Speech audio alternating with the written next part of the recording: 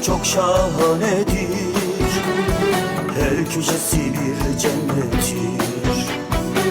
Yazı kışı sonbaharı bir başkadır memleketim.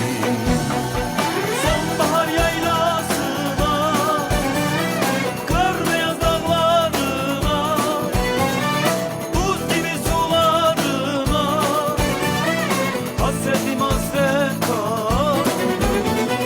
Sonbahar yaylasına, kar beyaz dağlarına, buz gibi sularına, hasretim hasret kal.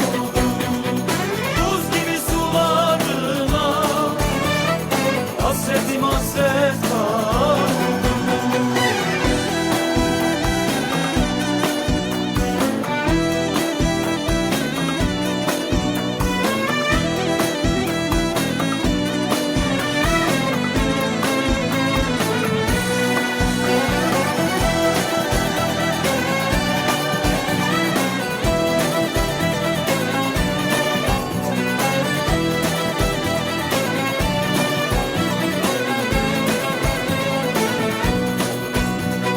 Dadaşların diyarıdır, insanoğlunun basıdır.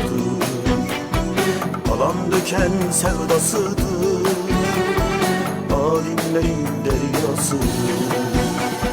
Sonbahar yaylasına, kar beyaz dağlarına, buz gibi sularına, hasretim hasret kal.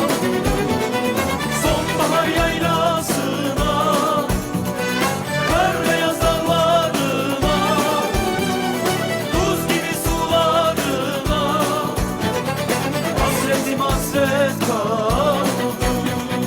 Buz gibi sularına, hasretim hasret kal.